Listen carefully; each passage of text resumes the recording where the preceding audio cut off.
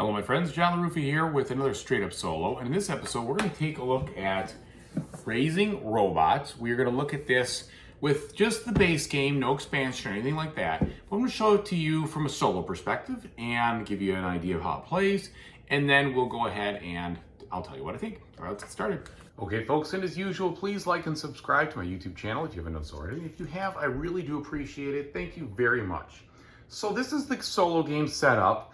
And what you have here is your own player board. These cards right here are in my hand, okay, but I just splayed them out here so you could see them all. These cards are some gold cards, or class cards as they're called, that I'll score at the end of the game depending on how well I've done in certain subjects. And then this area right here represents kind of like the action flow of the turn, okay?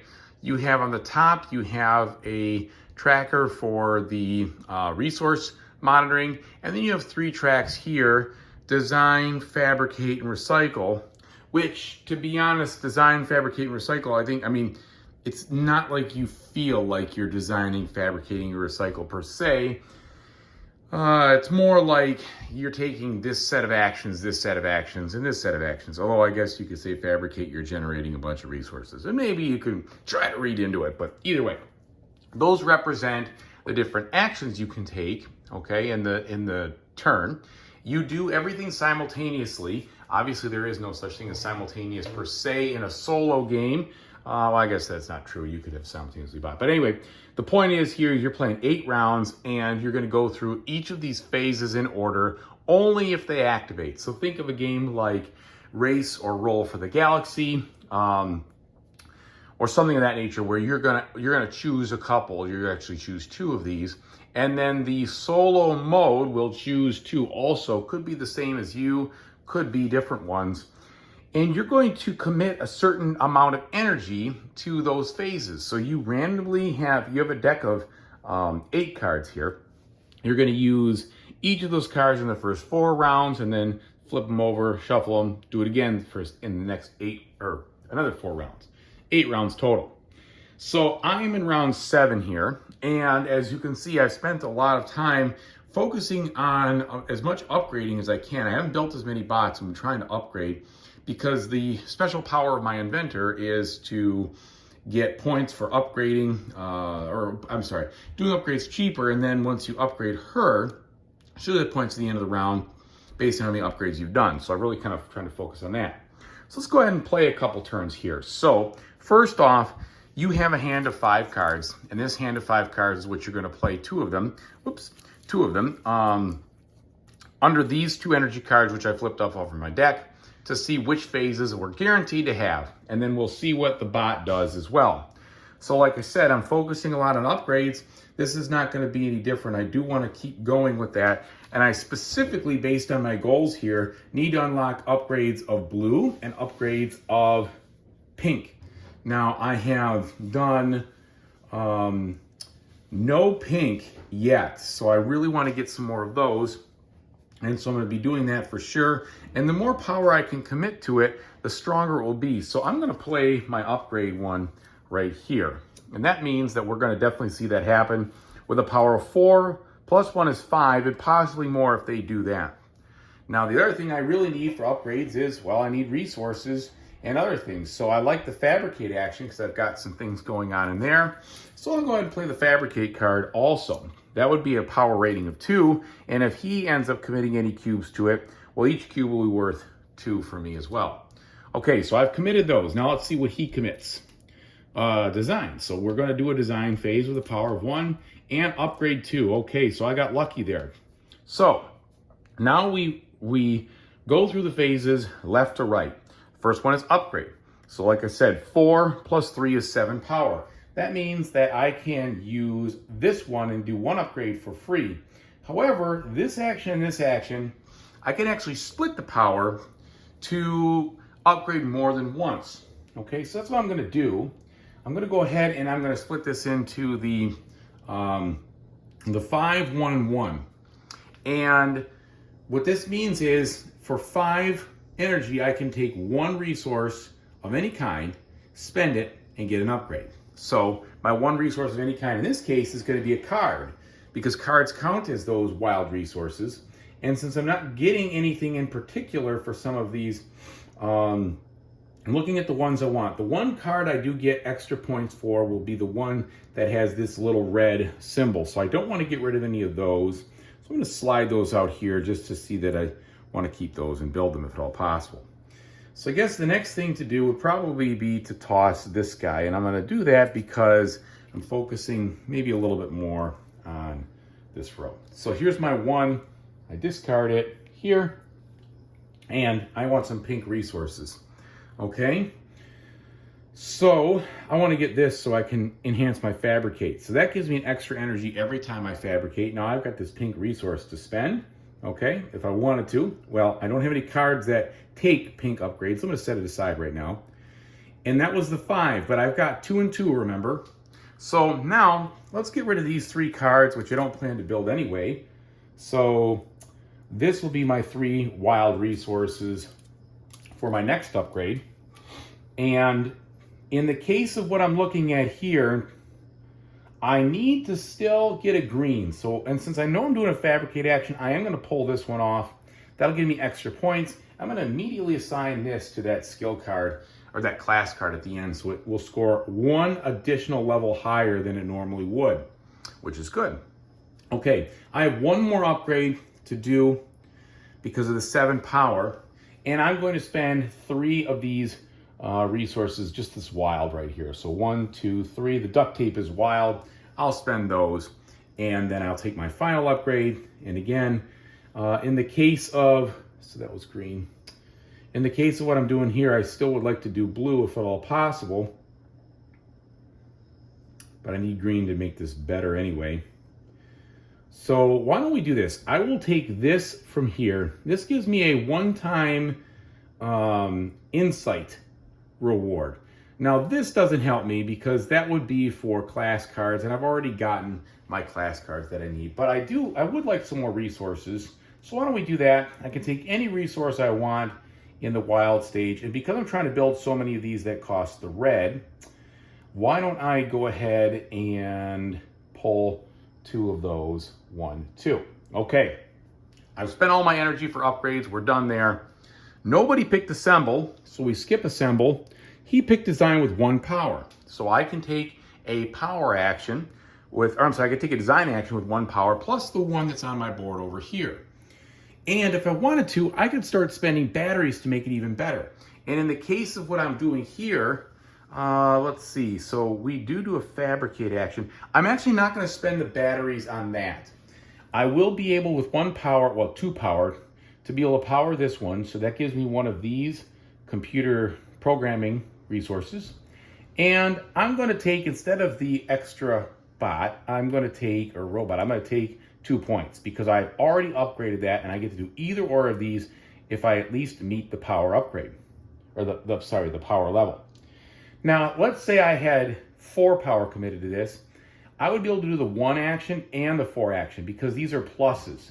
So if you get all the way up to 7, you do all 3 of those actions. However, the cards, they're an either or. So their base power is over here, but if I've already done the upgrade to them, then I can choose a better version, okay?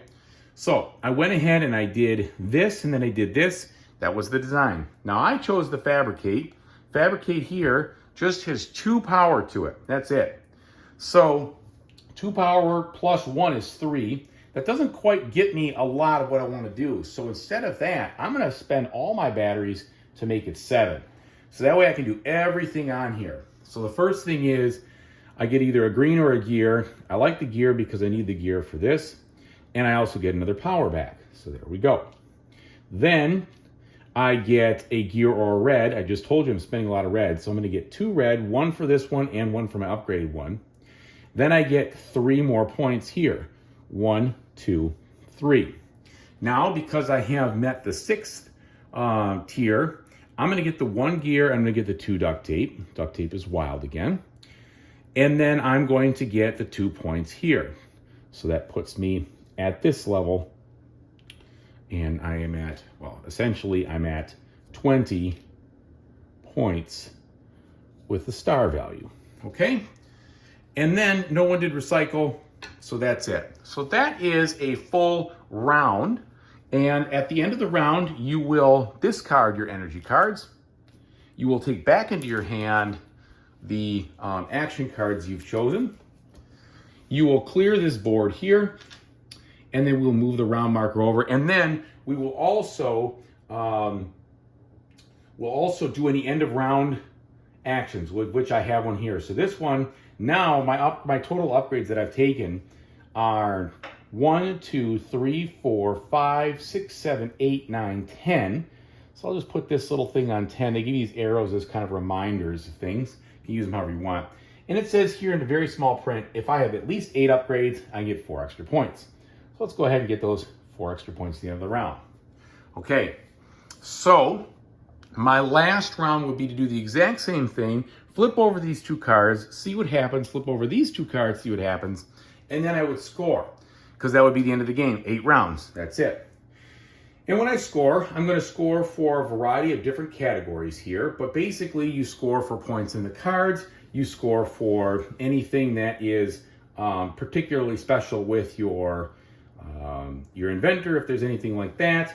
You'll score for your goal cards, depending on how much you've met them, how advanced you've gotten on them, and then you'll score for the total stars that you've got, plus you take all your resources, sum them up, and divide by 3, and then you get 1 point for all those. Sum that all up, and then you get your score. Now, in this game, the solo mode is a beat your own score. So what you're going to do is you're going to take a look at this situation here and see where you stand. Okay, so they do give you a situation or a rating. You also can play the solo challenge where you play 3 different games in a row, but you don't shuffle any cards after each game. So you remove all the class cards, robot cards. So it's basically kind of like gives you you get deeper into the deck and then see how good you can do 3 times in a row. All right, now I will say this little summary in the back is nice. It helps you get through the game, and the game progresses at a really good clip because you're doing the same thing over and over, 8 rounds. So once you've played a couple of rounds, you get the hang of it, you know exactly what you're doing, and then you kind of focus on your score. Now, the only thing I really didn't demonstrate is building these robots. And the way you build the robot when someone takes the assemble action is that you're going to focus, depending on the energy that's committed, if you have a higher energy, they're cheaper. If you have a lower energy, they cost more resources. And then when you play it down, you must play it into the color area that it says. Like this one's a design card, so I have to play it here. And if I play it there, I'd also have to pay an extra resource of what I want to put it down. So they get more expensive as you go, but then when you activate that row, you're going to get a ton more actions to do. And that's the meat and potatoes of the game. You know, in this case, I may have focused a little bit too much on upgrading because I didn't build a ton of stuff, so my actions probably weren't as strong as they should have. But just like anything else, you know, if you can focus on your strategy in a Euro game and focus on a specific number of or a specific area, that will be more efficient and it'll help you pay off in the long run. All right, so that gives you a good flavor of the way it looks, or the way it plays, pardon me. Let me let you know what I think. Okay, so first let me just clear up one thing. I was a little bit unclear when I said scoring at the end for your inventor. That doesn't happen. You would score any inventor points potentially like throughout, like I was doing. So basically what I would say with this game is it is a very pleasant, interesting, puzzly action selection game. It takes things from other games, combines them, and uses them in a good way. The action selection mechanism, like I said before, is very reminiscent of games like Roll for the Galaxy or Race for the Galaxy or San Juan or something of that nature. But the energy side of it is an interesting twist on the power of the action, which is kind of cool. I like that. The way that the lanes and the action you take there give you more stuff is very much like a Wingspan kind of thing. And it also a little bit feels like a little bit of the Wingspan inspired card play too. Although the cards themselves don't feel like Wingspan whatsoever with regards to how they give you things. They all seem to be, you know, at least in the base game, they seem to be more or less either get resources, or if you're in the recycling area, you convert stuff, or if you're in the top area, you're getting, you know, points or more cards or things like that. So I guess they don't seem to be so if this, tuck that, do this, that. It's less complicated there. Not that it's very complicated Wingspan either, but just, you know what I'm saying. So I like also the goals. The goals kind of feel like a little bit of a Wingspan-ish thing too. And again, I like Wingspan. There's no doubt about it. I play it. You know, I haven't played it solo in a while because a lot of my family members like to play it, so we play it multiplayer. But either way, that's a good game as well. So I feel like this game takes a lot of those elements and combines them. And if you haven't played either of those games, or you would like the Roller Race for the Galaxy or Wingspan, and you want something that does kind of the best of both worlds, this is a great game to try. If you have and you really like them, then this is also a very good game to try. If you're looking for something completely novel and new, and you have those games or played those games a lot, you're probably not going to find that here. However, I do think what they did here is done well. I'm looking forward to trying the expansion, you know, in the next, who knows, whenever I'm able to acquire it, just to see what that does, because that inserts different cards, which they said they're called pet cards, and those make playing the robots, I think, in different orders or surrounding them another thing to kind of consider, which I think is good. But this is a very approachable game, very easy game to play solo. The solo mode is really easy to execute, right? You put out those cards. 4 out of the 5 phases are going to be taken by the, or I guess available to you every 2 rounds, so you'll know what's coming, and you also will be able to see, you know, how they will enhance those actions with the power cubes. I think the power cube is a kind of a cool way to see, you know, where you want to kind of put your stuff or where you want to risk it, especially those ones that don't give you power cubes to put on there and they're a little bit lower, but they say 1 cube will equal 2 energy. That's a little bit of a risk versus reward kind of thing. Like, well, if they take that phase, and then I get really lucky and I get a really powerful turn there. I also like the way the battery works, where you can kind of bank on those things and then use a lot of battery to really enhance that power that you need at that right time. So there's a lot to like here. Again, not a ton of new and novel, but also I'd say a lot to like and a very fun game to play. So that's my thought about it. Hopefully this helps you to understand, is this something that you would like, or is this something that you would want to pass on? Either way, thank you so much for watching. I really do appreciate it. And whatever you decide to play in the future, I really hope you have a fantastic time doing it. Take it easy, everybody.